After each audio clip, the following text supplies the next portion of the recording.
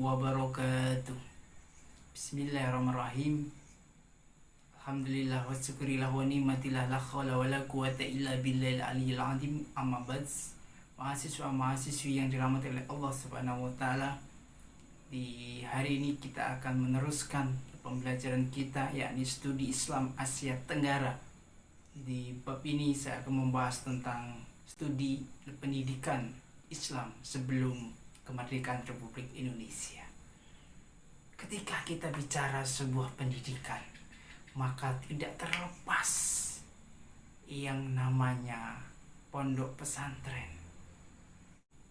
Sehingga sampai kepada detik ini yang namanya pondok pesantren masih berkembang pesat dan sangat diminati untuk pembelajaran pendidikan Islam, atau orang lebih mengenal pengkaderan ulama, pengkaderan dai, pengkaderan orang-orang yang ditugaskan untuk memperdalam ilmu-ilmu agama, baik akidahnya, baik tasawufnya, baik fikihnya, baik hadis-hadisnya, atau tafsir-tafsir Al-Qur'annya.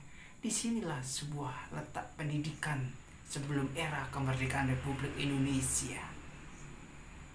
Maka pondok pesantren itu termasuk lembaga pendidikan yang tertua sebelum kemerdekaan Republik Indonesia. Itu sangat masyhur di area Jawa, di Pulau Jawa pada saat itu. Dan sekarang sudah berkembang sampai ke tanah Melayu, yakni khususnya di daerah Siak Sri Indrapura itu sendiri.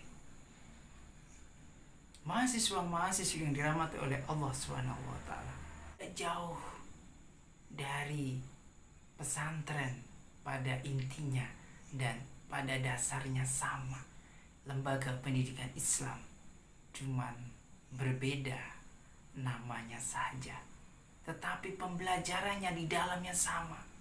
Belajar fikih, tasawuf, Al-Quran, hadis, dan juga ilmu-ilmu tentang pendidikan agama itu sendiri.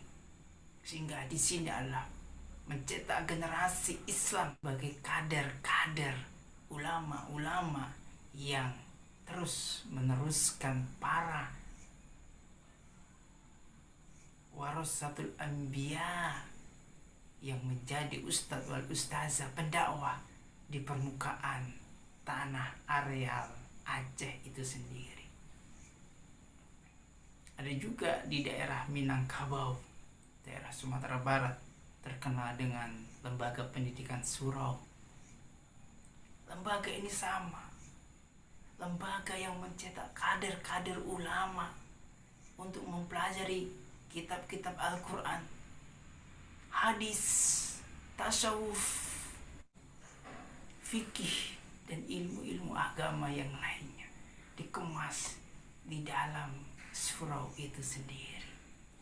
Mahasiswa-mahasiswa yang dirahmati oleh Allah Subhanahu wa taala, perkembangan studi Islam di masa sebelum kemerdekaan, maka di Pulau Jawa diwarnai dengan kebudayaan Jawa, yakni Jawa itu aslinya Hindu dan Buddha. Bagaimana Islam menyebar di Pulau Jawa, maka Islam datang untuk mengislamkan orang supaya memeluk agama Islam, tetapi tidak mengubah adat istiadat dan kebudayaannya. Maka di sanalah terjadi akulturasi budaya pelan. Maka kalau kita melihat ke Prambanan, Borobudur, itu dikelilingi dengan orang-orang Islam. Walaupun di situ ada candi yang sangat megah, tetapi kebanyakan masyarakatnya sudah beragama Islam. Itu yang disebut dengan akulturasi budaya. Inilah yang sangat terkenal di daerah Jawa, sehingga terkenal dengan dakwahnya Sunan Ampel dan Sunan Giri di dalam mengislamkan orang-orang Jawa, tetapi tidak dipaksa, tetapi disentuh dengan hatinya, dengan kalbunya, Makanya dakwah-dakwah di daerah Jawa itu ada seni-seninya, ada dakwah-dakwah yang menyentuh hati masyarakatnya. Banyak syair, banyak sholawatan yang diciptakan oleh para pendakwah. Gunanya hanya satu, untuk menarik supaya orang-orang yang beragama selain Islam masuk ke dalam Islam, ke dalam agama yang diridhoi oleh Allah Subhanahu wa taala dengan cara damai, tidak dengan peperangan, tidak dengan senjata, tetapi dengan dakwah yang rahmatan lil alamin. Maka jangan heran para mahasiswa, kaum intelektual, kalau ada istilah-istilah Islam Nusantara, bukan membuat Islam baru, tidak. Cara berdakwah para pendahulu kita, bagaimana mereka berdakwah mengislamkan orang-orang yang belum beragama dan yang sudah beragama tetapi bukan agama Islam untuk memeluk agama Islam. Ada istilah Islam modern. Jangan terpancing. Biasa Islam modern, Islam bukan Islam ada ajaran baru, tidak. Islam modernis.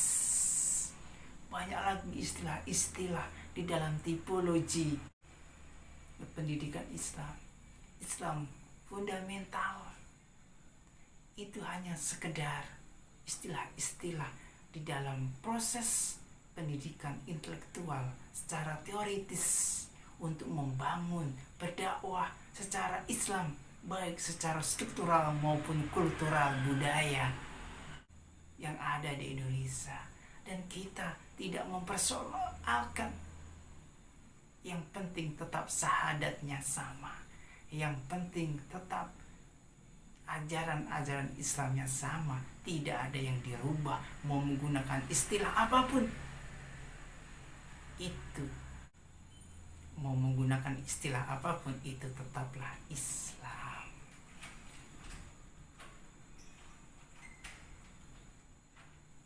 Sama dengan orang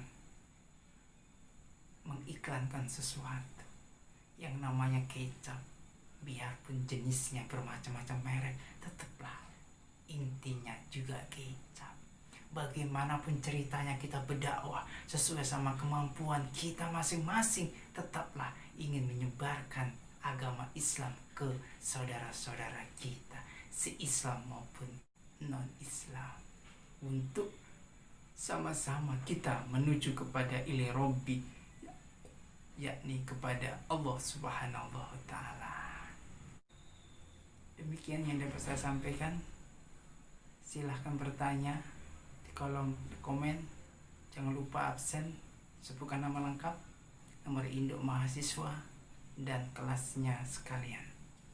Demikian yang dapat saya sampaikan, kurang lebihnya mohon maaf. Billahi taufiq wal hidayah wa ridho wal inayah. Wassalamualaikum warahmatullahi wabarakatuh.